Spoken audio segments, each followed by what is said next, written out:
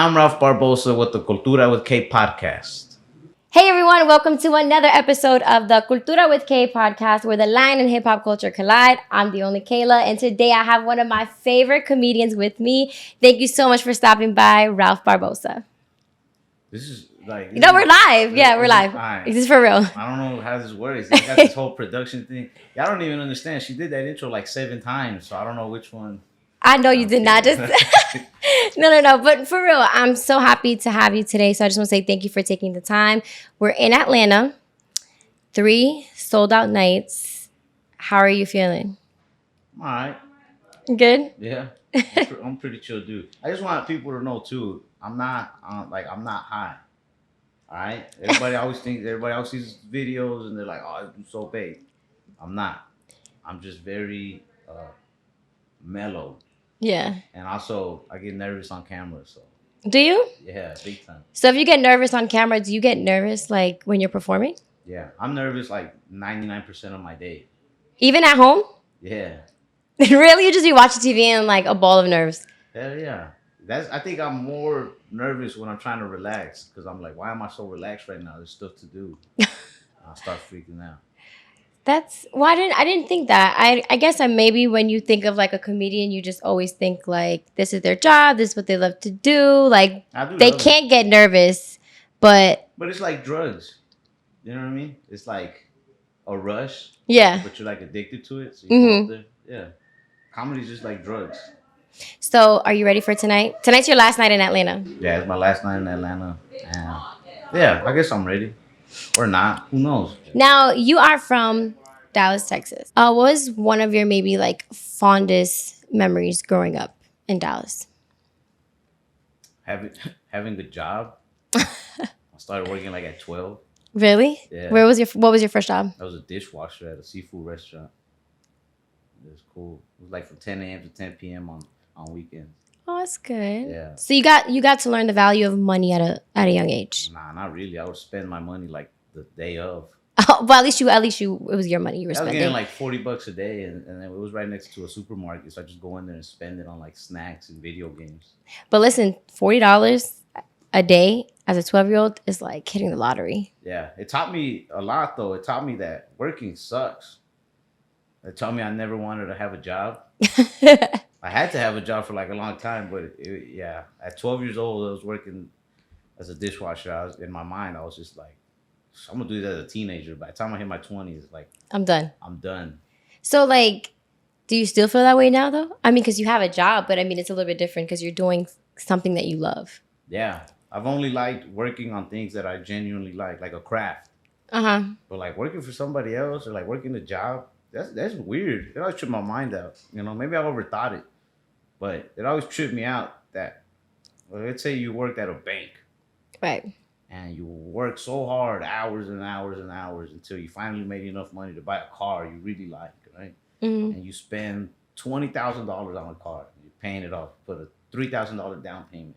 A lot of money, right? A lot of hours that went in. Yeah. And then you're at your job, and you're not allowed to go out to that car until it's your break time. Doesn't that trip you out a little bit? Yeah. Like, yo, I just spent so much money, so many hours on this car, and you're going to tell me when I'm allowed to see it? Yeah. Fuck that. You gotta work for yourself. Yeah. So like, or when just did you be homeless? Be a bum. That's fun. There's that. You know what I mean? You know, ask for money. Yeah, and you know, okay. Let me tell you something. So I'm not from Atlanta. I'm from the Bronx, and there was a homeless man that used to live on the corner of our house. And let me tell you something. I remember he was legit homeless. Like he wasn't like faking it or whatever. He was like legit homeless. But I went into 7-Eleven one day, right? And I was feeling bad. Like, you know, what do you want? Like, let me buy you something. He was like, no, don't worry, I got it. Mind you, he's all dirty, all like everything. Like I see this man sleeping on the street every day. He pulls out a wad of cash.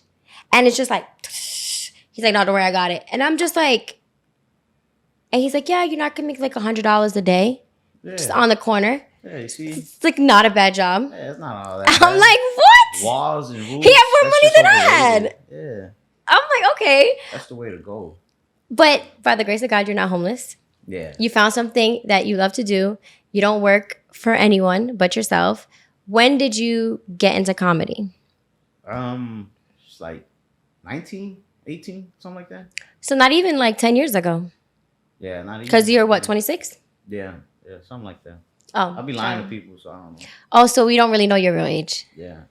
So you know, like they tell people to lie about the age. So you could be like 45 right now. Yeah, a lot of people in LA lie about their age. Yeah. It's crazy. You So ever you go could- to LA? I've never been to LA yet. LA's cool, but a lot of liars there. So you could be like, I could be from LA. You wouldn't even know. yeah. I mean, you could be 30, 35. 30. I could be 21. Who knows? Oh my. Maybe I am. Are you high Mexican? Right now. Are you lying about that too? People think I'm Mexican. I just go with it. It sells tickets. It does. I'm Yugoslavian. You know, you sell a lot of tickets if you're going for Puerto Rican too. You think so? Hell yeah. Maybe. I'm telling you, our community's crazy. But it's hard to They'll find support you anything. guys. If there's like a freaking like a toad race, bro, that toad is Puerto Rican. We're gonna stand behind it. But the more west you go in the States, the harder it is to find you guys. Believe me, I've looked. It is. But you'll always find a Mexican. So you're on brand. You see what I'm saying? There's This isn't even my skin tone. I get sprayed every morning. so you're Brown don't tell me cells. you're are you a white man? I will never say. I just told you I'm Yugoslavian. Oh, yeah. Yugoslavian white? Is it? It is. Yeah. Okay, well. Anyway, that took an interesting turn. yeah. So I feel like I don't even know you. That's the point. That's the point, right? You don't want people to like know nothing about you. Mm-mm. Interviews are cool, but you're asking some deep questions. People don't care about all that. No. Or maybe they do. I don't know. I feel like they do. Maybe. I think you're underestimating your influence and your power. I don't know. But anyway, you were 19. I was So we don't know 19. how long ago you. I took an acting class. Okay. I wanted to be like a comedic actor in like funny movies and Yeah. shit like that. And I took the acting class because I saw online that like Adam Sandler took acting classes. He went to Adam like a Sandler. university or something. Yeah. I don't know. I went to community college and I took the acting classes there, and the acting professor guy was just like, "Why are you doing this?" I was like, "I sucked so bad." I was like really bad at acting. At acting, you Yeah. you were People that were always bad. like, "You're gonna be in movies one day." And I'm like, "No, I'm not." You And don't your wanna see professor that. was like, "You're really not." My professor was like, "Yo, what's going on? Like, This stuff is not- fitting here." Like, Papi, this is not for I you. was like, I don't know, I just want to be a comedian. And he told me I could try like open mics locally. I didn't even know you could do open mics locally. That's how dumb of a kid I was. I don't know. No, But maybe just oblivious. It's a better word. Oblivious is, I think, implies a little dumb though. I'm smart enough to realize I'm dumb. But anyway, he was like, just try open mics or whatever. You know what I mean? Maybe you like that. And I tried it, and yeah, I liked it. The first time I went, I got yelled at though. Why? I was, you know, when you first start going to open mics, you go on like at the end of the night. You gotta Yeah. like, really like work your way up over there. So I go up like at 1 a.m. and there's 2 comics that go up after me. Mm-hmm. They've been waiting. We all been waiting since like 7 p.m. And they're just like, you know, get the fuck off stage. I was like, all right, that's my time. I just walked out. So, okay, so your first open mic, right? You were 19. I was like 18. 18, I can't 19? remember too good. Something And like that was the response you got? Get the F off the Yeah. stage? Yeah. And that didn't crush you to like, okay, maybe this is not my calling either? Oh, it crushed me severely. I was like, oh man, why did I think I could do this? Oh. I was like, I'm so stupid. It's like, why? Why would I do anything? Oh my I God, you made couldn't- me I didn't get cry. that I'm like, vibe. oh my God. Don't tell me you were like, oh my God. I was sad. I was like, damn, I'm gonna have to work a day job the rest of my life. A dishwasher? Nah, I didn't think that. I was just really crushed. I was like, fuck. Like, Okay. But what motivated you to go back and do it again? I don't know. Stupidity. You like I a challenge? didn't go Maybe you back like a right away. challenge. Yeah, I didn't go back right away. I was just always think of things that I could have said. you know. Right. And that's I think anybody who does comedy or almost in any craft, like when you go up there and you mess up, immediately after you're thinking of everything you could have done better. Yeah. So it took me like 6 months before I went back though, and my state of mind was just like, it's not for me. Like I shouldn't do it. I even told the acting guy like, I don't know, man. And I went back. It might not have been a whole 6 months. It might have been a few months later. Yeah. And I was still getting intimidated by like older dudes. You know what I mean? Like I'm used to being in my own neighborhood with like my own people. I was never leave. Like I was in Dallas, but I was never leaving my own area. Yeah, like your own community, like your neighborhood. Yeah. So like going to these open mics was weird, man. You're in there, you're in a room with like 60 people who are also trying to be funny, and it's like white dudes and Indian dudes and black dudes. Like there's a little bit of everybody there. Yeah. But they're all grown, and a lot of them are really weird, like crazy. Like, some of them are off. You know what I mean? Yeah. Some of them were so smart and funny that they knew how to pull off this like character, and some of them were just like in need of psychological like help. And it was very scary. I get intimidated a lot, and some of them would kind of like be nice, and some of them would not be so nice. But every time I'd go, I'd suck. But then you got better. Yeah, eventually. Yeah. Yeah, you start to figure it out. You know what I mean? Like anything. So, like, during that time when you were going to open mics, did you tell anyone in your family? Like your mom, your dad, your grandma? Yeah, I mean, I was living at my grandma's. I grew up with my grandma. Mm-hmm. But I don't think she really, like, got what I was doing. Like, she didn't really understand the magnitude of it. I don't know if she understands what I do now. Like, yeah, what does she know you're a comedian? Does she know that you're a famous comedian? Yeah, she's been to, like, one show. And she must be so proud. Yeah, I hope. I think she is. Yeah, I think so. So so you keep going to now all these comedy shows. You're saying you're getting better. When did you finally realize, all right, like I could make this happen? Like I'm actually good at this. I'm not, they're not telling me to get off the stage anymore. I don't know. I just enjoyed it. You just went with the flow. Yeah, I just really enjoyed it. I wanted to make it happen. Eventually, reach a point where you're just like, yo, this is it for me. Like I only want this. Just go at it. You know what I mean? How long you been doing what you do? Oof. Well, I don't want to say my age now, but I've been. It makes you feel better. I'm 41. Okay, so that does make me feel better. I'm 29. All right, there you go. So I've been doing this. So like, okay. I guess you could say since I was 16 in a sense, because like that's when I started college and I knew I wanted to be a journalist and I wanted to do journalism. And then I've been doing it ever since, like probably I would say since 19, because that's when I graduated college and then went to grad school. So it's like I've been 10 years. 10 years, you see? I've been doing this like 20 years now. So you're like a pro. Yeah, I just, at some point, you just know like, this is what I want to stick to. So you dedicate. And you get better because the first package I ever did when I was on camera, oh my God, it was so cringy and so horrible. I was like. I'm still cringy. You think so? I don't think so. But when you watch back, right? Oh, why do think it's to this? You do not say that. You are overspending, people. Like. You're crazy if you think that. Nah, I do. But I appreciate it. You appreciate it. Like, listen, I'm going with the flow. Well, listen, I asked you about when you started because I know for a fact. So the first time I ever saw you was when you did the HBO special. Really? Yeah. You saw that? I did. I've seen I've seen Entre Nos. I've seen your Comedy Central. Oh shit. I've seen everything. I hardly meet people. I've seen Jimmy Fallon. The Entre Nos is like my favorite thing I've taped so far. Yeah. And it's crazy that you saw that. Yeah, so that was my introduction to Ralph Barbosa. And that was taped in New York. Yep. Yeah, New York show. And I was just like, I don't know, like it was different. Like I really liked your comedy. I felt like it was very relatable, even if like we come from different walks of life, come from different places. I don't know, I liked it.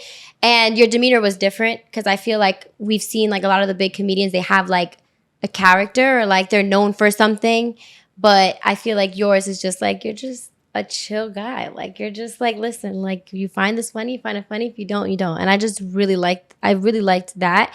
But also after obviously, when you watch something, I don't know if you do it, but like if I watch something and I like a person, I'll just like go and start doing a deep dive. Like, okay, like look at their Instagram, look at what they've done, how long have they been doing this and stuff. And you've been doing this since you were 19 and you've been in the game for a really long time. But, I think that the people that are just now, like, let's say the people that are seeing Jimmy Fallon, right? That was taped this year. Mm-hmm. They can easily have this idea because they don't know you or they haven't done their research. This kid did this overnight. Oh yeah. And that's something that bothers me because I feel like people, when they come and, like, let's say they come to me and they see, they're like, oh, this girl just picked up a microphone and she's just doing this, got a lot of followers, not knowing my story. So that's what I wanted to talk to you about is, like, does it ever bother you? Because again, you have social media, TikTok, Instagram, and, like, yes, there are some people that can post something on one of those social media platforms, go viral, and their life has changed. But there's people that put in a lot of hard work, and it isn't until after they start to get some notoriety that people feel like, oh, Ralph, he's an overnight success. Yeah. Does that ever bother you? Because I feel like people can easily think that about you. It doesn't bother me for the sake of, like, me or my story. Like, I don't really care what people think I did or didn't do. But it does bother me for the sake of everybody younger than me. I think that's one of the biggest misconceptions of any type of, like, entertainer, like actors or singers, comedians, is everybody thinks that they were discovered. That's the word you always hear, is like discovered. And I think that word is poison to a lot of people's work ethic and self esteem because, like, yeah, I was able to make a career out of this thanks to, like, social media, YouTube, Instagram, TikTok. You know what I mean? And some people be like, "Oh, it's easy if you got people to see you, right?" But I was only able to post so many videos and post so many jokes because I spent years writing these jokes. And I wrote as many as I could. And a lot of comedians come up off of, like, the crowd work videos, which is another skill of its own. You know what I mean? But I I I posted, like, jokes. Like, I was burning them. Once you post them, you can't just go say them on stage again. Like, that's true. Lame, you know? Like, I was writing them and posting them, and it's like years of work. And so I feel like I only got to get here because I had so many jokes to post. And then you got to have more jokes. So, like, it's a lot of writing. It's a lot of work. And I guarantee any young person who's out there wanting to, like, do it, it's not just like, I was good at it and somebody saw me. So, like, nah, like, whoever your most favorite famous person is, like, I guarantee you they dedicated their life and soul to whatever it is they're doing. So, like, I don't care what people think of me, but I hope that if there's anybody that's ever trying to chase a craft, like, you better know you got to work hard. Like, people don't know what that means to work hard. They think it means to clock in and do good at their job or whatever. Like, nah, like, to work hard for yourself means to not ever count the hours, like, to not ever count the days or nights you miss with your friends, with your family, like, you know what I mean? Like, so it only bothers me out of, out of what it's gonna, like, put in the next generation's mind. You know what I mean? I don't want them to think that there's any, like, and yeah, you could be talented or whatever. You know what I mean? Like, oh, well, you got natural talent. That's why you got it. Not everybody has talent. Yeah, you could be the most talented person in the world. You still gotta work hard at it. Like, you still gotta, you know what I mean? Yeah. So, if you're watching this, don't think that you're gonna get discovered. Like, better work. Anybody who's been discovered is only discovered because they put in more work than everybody else, you know? I agree with that because I hear so many people today say, oh, I don't want to work a 9 to 5. I want to be an entrepreneur. And in my head, I'm like, do you know that entrepreneurs work more than the average 40-hour week? Like, the entrepreneurs are working day in and day out because when you work for a company and you have a 9 to 5, it's actually easier than working for yourself. I mean, the reward is better when you work for yourself, right? But it's harder because you have to make sure that you make it at all costs. Yeah. You know what I'm saying? Because at the end of the day, right, if you don't want to go into work one day and you work for a 9 to 5, okay, you take the day off. You can't really take a day off when you're an entrepreneur or, like, you have bills to pay, you have employees to pay, and you just have this vision in mind. So I like what you said because it's true. I feel like social media is an essential tool and it's a great tool, but it also is, like, distorting reality for a lot of people. Yeah, but I think I don't think people ever even had the main idea of, like I guess what it takes. Like I think people fall into the traps all the time. Like I used to hate like I used to hate when like the older kids in school or like even in the songs that we listen to, they take so much pride in being like, I'm all about that paper. I'm a paper chaser. It's like, man, that's how you get stuck. It's chasing paper. Because It's if you're all true. about the paper, then you become a slave to whatever gives you that paper, whether it be a 9 to 5, selling Yep. drugs, something like that. You know what I mean? Yeah. As corny as it sounds, I will never chase paper. I always chase my dream. Exactly. I feel like once you catch the dream, then paper chases you. Like to be a comic, like every for a while. Now my year is booked up, but for a while, every day I was just getting emails and offers like, come to this club for so much money. Come to this club. That's literally paper chasing me. But I feel like it Yeah. only came because I chased this craft. Like, and I think if you're gonna really just if you're all about paper, that's all you care about. Then yeah, stick to the 9 to 5. Count the hours. You know what I'm saying? Make it count, But right? if you stick to a craft, don't worry about the hours. Just obsess on that craft. Like, Don't worry about the money. yeah, don't worry about the money. Never Peop- do it for the money. Like, Yeah. The money, I always say that too. Like, if you have a vision in mind or a goal in mind or a dream, like you said, chase that dream and the money will eventually come. yeah, Because there's a lot of people sometimes that like, oh, I have this dream, but they want the money first. And it's like, that's not how it works because you know it's your passion when you can literally do it for no money. my dad, my mom, my uncle, anybody who's ever cared about me, because they care about me, they would say things that were kind of doubtful of like comedy, which I understand. That's that generation though. Yeah, I but I get it because they're I was bumming. I was a bum. Like I was 21. I was still living at my grandma's. 22, 23, 24. Like I was at my grandma's. I was making a couple $100 a week at the most. All my time and energy was going to comedy. You know what I mean? Like Yeah. to just open mics and stuff. And by the time I hit like 25, 26.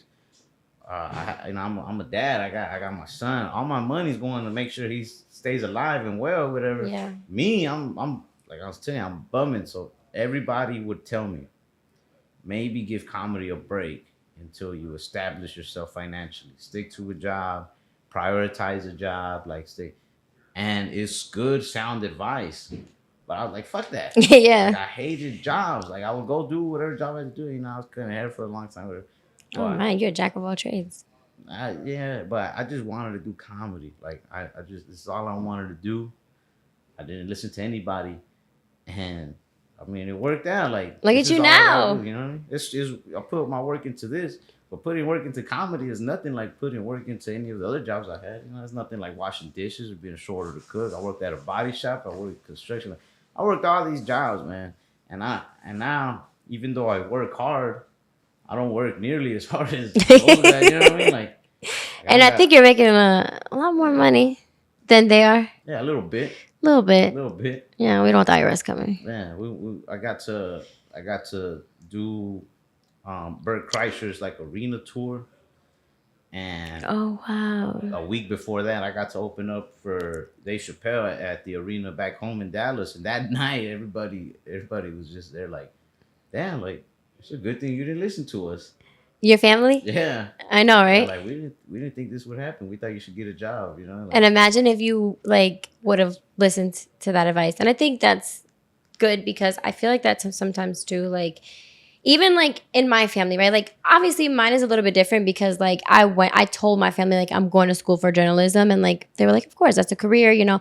But like I have other siblings and like one of my siblings had said they wanted to do something and then later changed and then said, this is what I want to do. Like, and it was obviously out of the traditional of like your careers and stuff. And obviously it's a career. It's still a career nonetheless. I'll just say it was music, right? Like I want to do music. And my parents, and I feel like it's just like that generation of parents or just that generation, they were immediately were like, that's not going to work out. I think you should go to school, get your degree, what you originally wanted to do. And they were like, but I don't want to do this anymore. And they're like, well, it doesn't matter. Get your degree, get a job, get a pension or 401k. And, my sibling was just like, no, I don't want to do that, you know? But in my parents' mind, they were like, it's not the easy route, obviously, because going to school is hard and, you know, doing all of that. But in their mind, it was the safe route. Yeah. And I think that's where sometimes, even though, you know, obviously those are our parents and you want to take heed to what they're saying because they do have a lot of wisdom, there comes a time in your life where you have to be like, I get what you're saying, but this is like what I'm gonna do. You should never. I don't think anybody should ever get angry at their parents or their relatives. Anybody. I don't think you should get angry at anybody close to you for giving you sound advice. Right. Or for thinking like, hey, this might not work out. Because we've seen it not work out with other people. Yeah, and because they're going off of what they've seen does work. You know what I mean? But you know, like I don't blame them, but I also like you gotta if you're gonna go for it, then go for it. Like be the one to break the curb or whatever. But that's the part that I think a lot of people don't get. That I think a lot of young people get. I get a lot of messages from people being like, "Yo, man, like, what advice do you give?" Or what are it's like, bro, I don't think there's any set advice. I think that's something that people don't really get about being an entrepreneur, an entertainer, just chasing a dream. Is that there's no rules to it technically. You just gotta like go at it. You know, if you gotta keep your 9 to 5 to pay your bills, you gotta do that, and you gotta do your craft. But your craft always has to be your number one priority. It has to be like you have to treat it like it's your bread and butter. Even if it's losing you money, you have to treat it like it's the only thing that's paying you. That's a lot of things people don't understand. They'd be like, yeah. I remember I would like get to an open mic sometimes because you got to do open mics like every night of the week. You know, I get to open mic sometimes and I'd be like stressed out. My eyes were red where I almost wanted to cry because my car broke down twice on the way there or something. You know what I mean? Like your bank was on negative. You know how many times I've been overdrafted? Like more times than I could count. Like I was so used to being overdrafted. Like you don't know how negative I was. Like and all my entire day though, whether I was at work, whether I was at home, my mind was only on comedy. So I get to the open mic and I do well on stage. And then I see somebody else get off stage and maybe they didn't do so well and they would be like, oh man, can't I be funny like you know what I mean? But they looked nice and they had a nice car and their life was put together. This was like a 30-year-old just put together person. And I asked them, like, you going to that show tomorrow? They'd be like, nah, I gotta work, you know.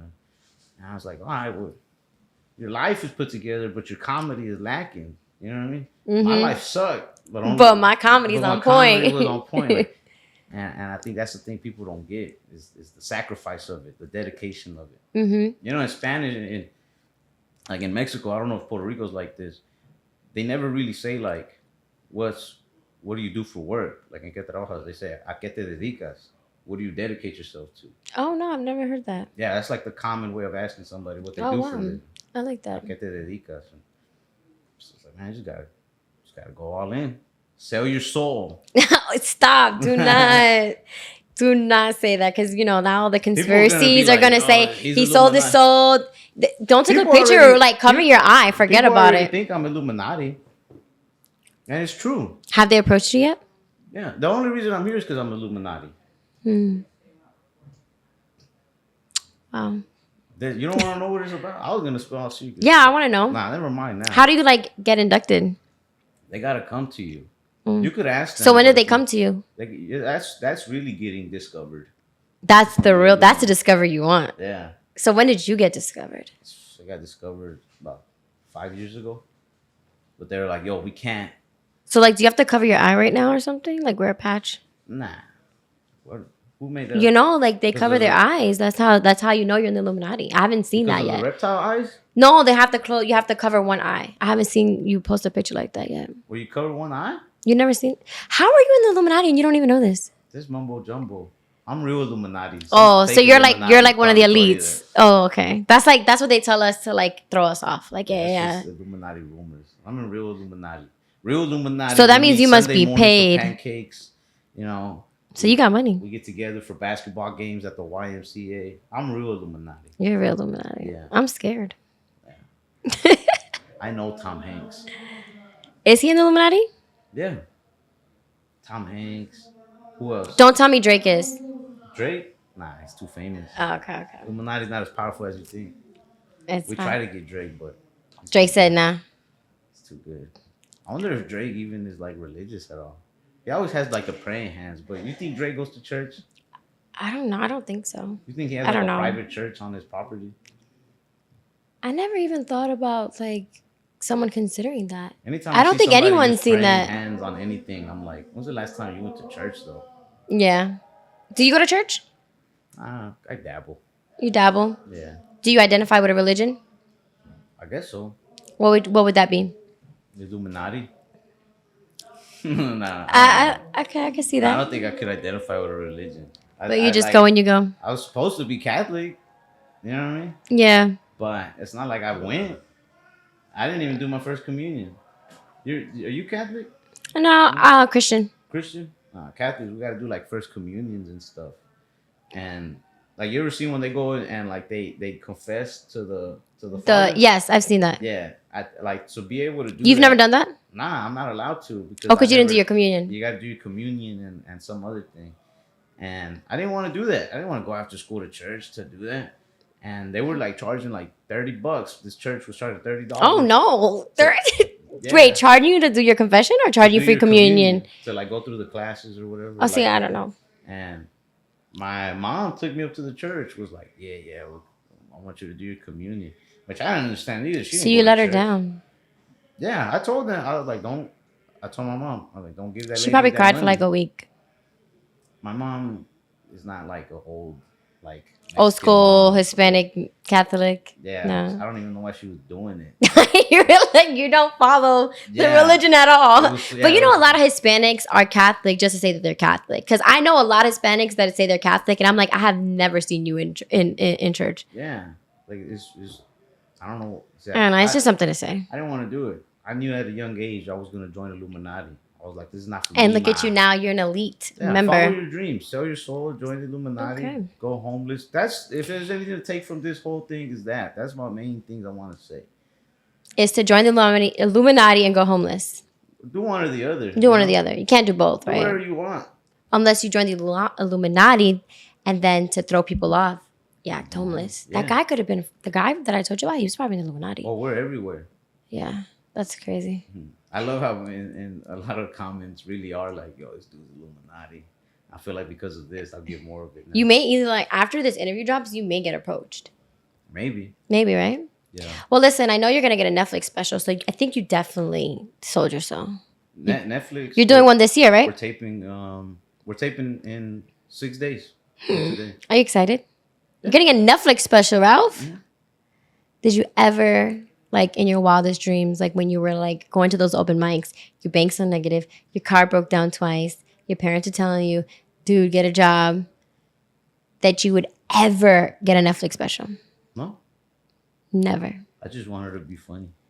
And you are. And like, you got a Netflix special. So 6 days, is it your own special, or is it like, you know how sometimes Netflix has a special, but they feature other comedians? Yeah, like the HBO Entre Nos thing was me and my buddy Gwen. Mm-hmm. So that was like 2 years ago. Yeah. But no, this one is just me.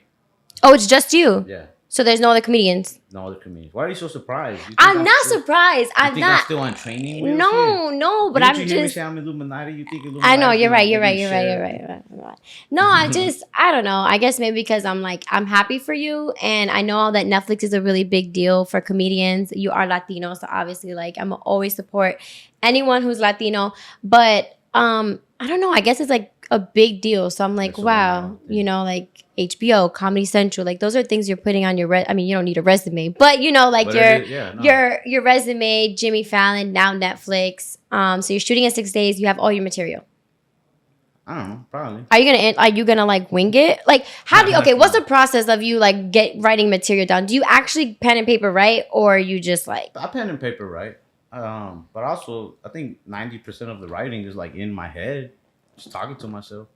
You know what I mean? Do you have an improv? Like, well, I know I've seen some of your stuff where you'll be like somebody yell out something, right? And I saw that your Pop-Tart one, babies. I saw that special there's stuff on stage that that like is just pops up that you can't ignore. So you just start like if somebody says something or whatever, you know what I mean? I don't But you write down. Yeah, I don't necessarily like to do crowd work a lot. Like if it happens, it happens, and it's funny. Andrew Schultz does that a lot. Yeah, but I don't like to do it a whole lot. Like if somebody talks, then fuck it. You know what I mean? Yeah. But yeah, I saw the one where the lady, her phone rang. Yeah, stuff like Candy, that. I think it was. Yeah, like if stuff like that happens, and it happens. It's fun, but I don't really like to do that. I don't really like to look for it a whole lot, unless I'm just tired of doing jokes. But I really rather just do the jokes that I wrote. But sometimes, we've been on the road every weekend since October of 2022. So yeah, by the time I hit like February, March of this year, I'm a little tired of doing jokes. So sometimes I'll be like, what do you guys want to talk about? You know what I mean? You say something. But on stuff like the specials or whatever, like I pretty much know what I want to say, or at least have an idea. And if something comes up like during the show, then fuck it, I'll try it. But I think it's mostly just talking to myself, just thinking of like, well, this might be funny. This might be funny. How much would you say of your material is real life or like real life experiences, and the other is kind of just like, hey, this would be a funny situation, or is it all real life? I don't know. I never thought about that. I never did the ratio of like real to made up. A lot of the stories. You just write. A lot of the stuff is like real. Maybe I just leave something out or whatever. I think the stuff that I make up, I need it to be obviously made up. So are you really diabetic? Yeah, I'm not gonna make that up. Well, I don't know. I'm like, people make things that. I was in my journal, like, it'd be funny if I was fucking diabetes. Like, diabetes is funny. I don't know. Some people make things up. But okay, so that joke is real. Yeah. Yeah, no, that joke is real. But I do like to make things up just to let people. I like to see what people want to believe. Like earlier, like throughout this whole little conversation we've had, I talked about how hard I worked to get here, but I also talked about being in the Illuminati. And I bet you the only part that people are going to focus on is like, I knew he was in the Illuminati. Yeah. You know what I'm saying? Yeah. Push it out there and let people decide. Mm-hmm. So when it comes to comedy, obviously I'm sure you've heard this before, but like the people that I've spoken to, even like looking at comments, they're like, Ralph Barbosa is the next George Lopez. I personally do not get that. Not sure where people get that comparison. I feel like that you've never heard that? No, I've heard it. But I just think the materials are so different. Your personalities are so different. I don't get that at all. But then I did hear a lot of people say that they remind you of like you remind them of Pete Davidson. Yeah, I heard that. Have you gotten that before? Yeah, tons. Now, does it ever bother you when you get compared to another comedian, no matter who it is? I think the Pete Davidson one doesn't bother me too much because they're just like Latino Pete Davidson, and it's an appearance thing. I get it. Yeah. But the George Lopez one was like, we don't look the same. We don't have the same jokes, like similar styles at all. Like you guys are both just Mexican. Yeah, I think that was just. I think people were just being racist. That's kind of racist. It is very racist. Yeah. That's like if I saw a black comedian go up and I was like, yo, that's the next Chris Rock, and like I didn't even listen to his jokes. Yeah. You know what I mean? Like you can't.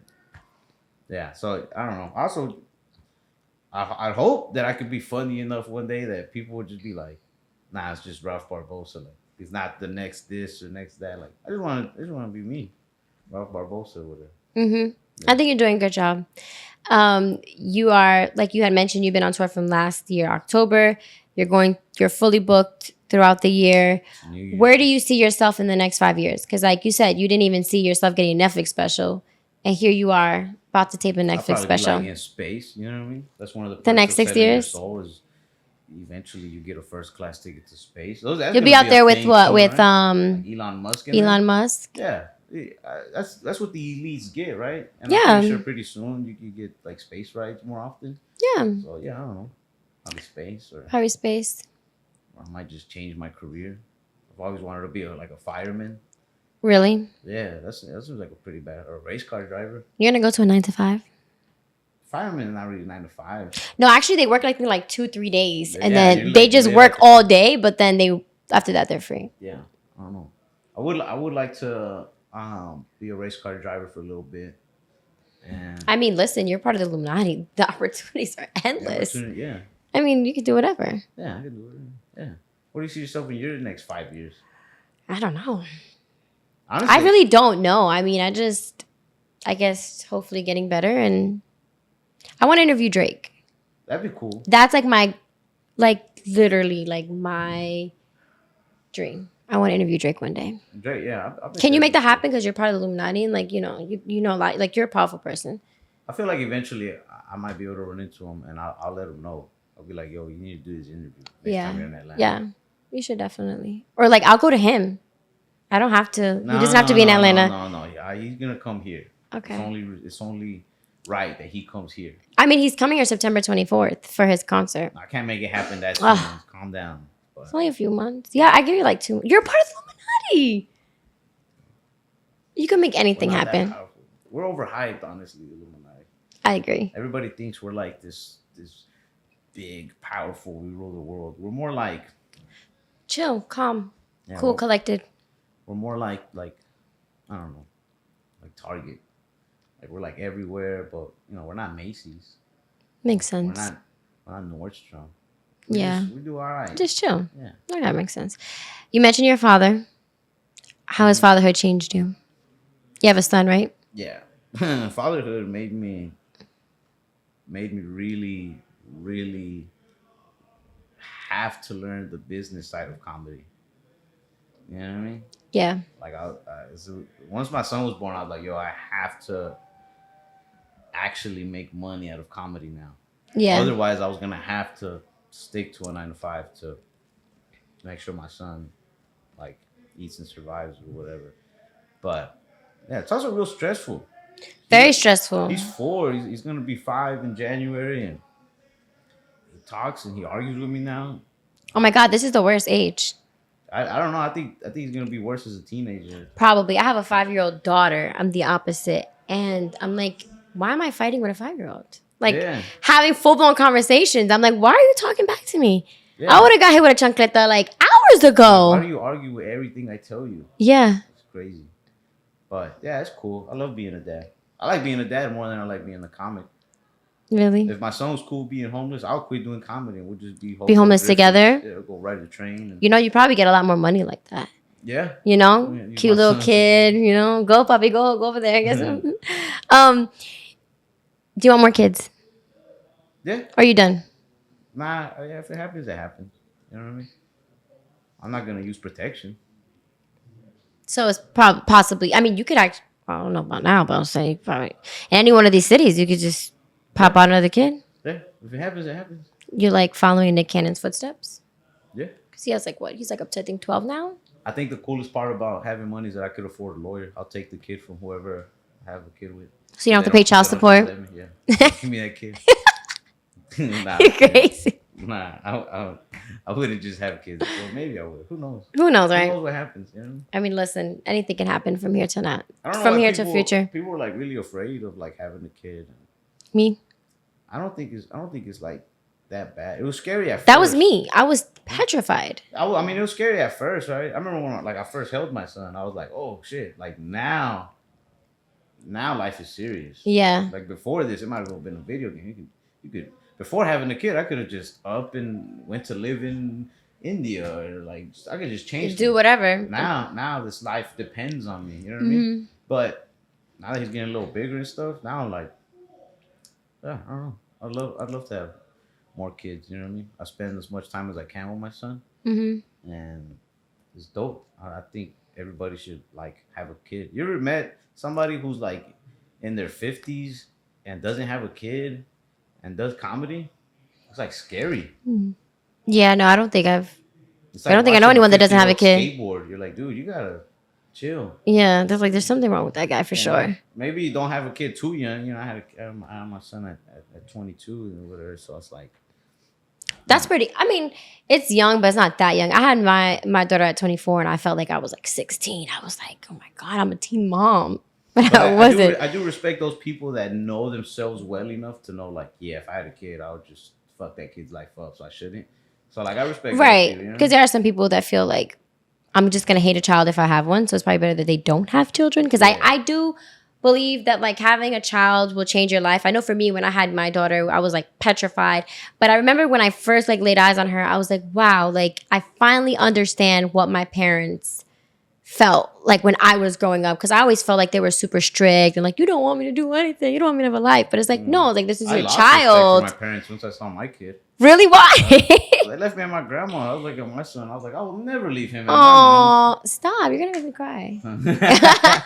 I feel so bad. Nah, But, me like- and my parents are cool. Like, they love me. Obviously, I think I love my son more than they love me, but they love me. That happens. I feel like sometimes. Yeah, you can't expect your parents to be perfect either. They're not. I think it's messed up if you put that much pressure on your parents too, for them to. I don't like being a mom or a dad is not like a job. Like it's not like McDonald's where you're like, yo, you're supposed to take my order. Like Exactly. Or like I said, I want extra fries. Yeah, Like you like- can't do that. yeah, you get your mom, And there's you no get one rule mom, you book. get one dad. Yeah. And there's no rule book to having to being a parent. And I think also like what we sometimes forget is like when we were little, you don't think like, wow, my parents were once 20 years old or 19 or 25 or anything like that. So it's like when I was a kid, my parents were the age that I was when I had a kid. Yeah. And I'm just figuring life out. My parents had me when they were teenagers. Like, Oh, wow. So even, more reason to be like understanding a little bit. I do feel bad. I have a lot of friends that maybe never got to meet their mom or their dad, or one of them passed away. They Yeah. going around. Like at least my parents, what I mean, our relationship wasn't perfect, but they're there. Like I get Are they more relationship active with now, would you say? Yeah, hell yeah.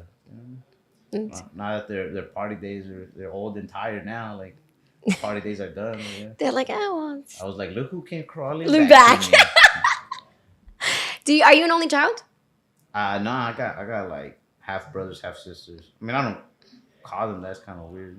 You're your brothers and sisters, yeah. Brothers, sisters, yeah. But I'm the oldest. I'm the oldest too. You know that you're the oldest. Mm-hmm. You know what's crazy? They say the oldest is the fuck up, and I think it's true. You think so? I feel like I'm not at all. Huh? I don't think I am. Her brother is like recording the camera, so I don't know. Is he the fuck up? Yeah, Yeah, I think so. that's fucked up. He put this whole thing together, And he's he's- like, who's the fuck up? Is the guy who rigged The these guy who's cameras. recording right now. No. I feel like we turned out pretty well. Nah, I think I got lucky. Yeah. But when I look at like my younger sisters and my brother, I'm like, these people know how to be better human beings than I do. Yeah. I'm like they have good heads on their shoulders. Because if it wasn't for comedy, yeah. Do they know? Like, I don't know how old they are, but like, are they know me. aware? I've met them. No, I know. I'm saying, like, do they know, like, that, you're a pretty big name out here? Like, you're famous. Do they ever ask you, because, now that you're, like, the famous one in the family, there's always, like, a fake famous one in the family, but, like, you literally are, like, the famous one in your family. Do they ever come and be like, yo, I want, like, a Mercedes? Mm-hmm. We know you got it. So I live with my siblings. Oh, you have, like, one big house and you guys all live together? We all live together. Oh, I love that. And they're teenagers. They're mean. They I are. don't care. They're not like, oh man, now that you have money, can you do this? Like, I would be like, They're do you just know like- who my brother is? no, they're You know like, who my- nah, this guy's still a loser. They're like, my brother's lame.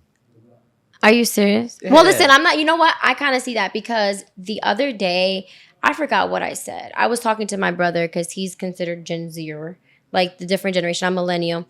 And I had said something like, oh, like, do you like my outfit? Or like, how do I look? And he's like, you look mid. I'm like, what the hell is mid? He's like, dude, like, you're almost 30. So it's like, you're not that age where it's like, you're like not cool just yet. Like, you're not a lame just yet. But you're really like old. Like, Yeah, you're kind of lame. That's how it is at my house. So I'm just like, Then they look at gee, pictures. thanks, Yeah, they like, look at pictures from when I was their age, and they're like, "Damn, you were lame back there too." Like, damn. So we just don't change, right? Yeah. We just get lamer as we get older. So this is the part of the segment where it's called 3 Shots In. So it's a rapid fire segment. I'm gonna ask you a few questions, and you just kind of answer them. Okay. okay. So the first question that I ask all of my guests is, who is the most famous contact in your phone? This And I know you have a lot to them. is gonna feel pretty cool, but Dave Chappelle. You have Dave Chappelle's number? I'll give it to you. It's 555 now. Yeah, right? I would never do that. 1-800-555-5555. Dave Chappelle, that's okay. What was that experience like getting Dave Chappelle's number? Or how did you get Dave Chappelle? Did you like slide in your DMs? Nah, he's one of the nicest dudes you ever meet. He just came to the show we were doing in LA and he chopped it up with us, and It's like, dude, let me get your number. he So yeah, like, he was so nice. A lot of comics are like that though. It's not just that he's not like, yo, I'm Dave Chappelle. I'm trade numbers. You should be thankful. A lot of comedians you meet that are like, higher ranking than you or whatever. Yeah, ranking. yeah, they're always just like, if there's anything I can do to help, just hit me up. It's nice. That's how this industry goes. You know what I mean? And every comedian that's ever helped never says like I've said like, yo, I'll pay this back one day. And every comedian that's ever helped, they're like, nah, you don't pay it back, you pay it forward. So For yeah. the next person. Awesome. Next question is, what is your proudest accomplishment? Proudest accomplishment? Yeah. I think that I made a kid. So that you're a dad. Yeah. Just being a dad. That's a pretty good accomplishment. What is your biggest fear? Man, I don't know. Maybe sharks? Sharks? Have you ever come in contact with a shark? Mm-mm. You don't want to. Nah. But I don't know, they scare the fuck out of me. I swim slow. They swim fast. Do you know how to swim? Yeah. Okay. That's good. So hopefully you don't ever come in contact with a shark. What song do you most associate with your childhood? If you could think back to your childhood, what song do you would say this reminds me of my childhood? Oh, damn, that's a tough one. I don't know. Come on. You don't have one song that you could think back of your childhood? A song that reminds me of my childhood? I think I can hear a song and it'll remind me of my childhood. Okay, what song? There's a soundtrack to my childhood. No, I know, but that. That's more of the question. Like, if you think back to your childhood, what song do you remember?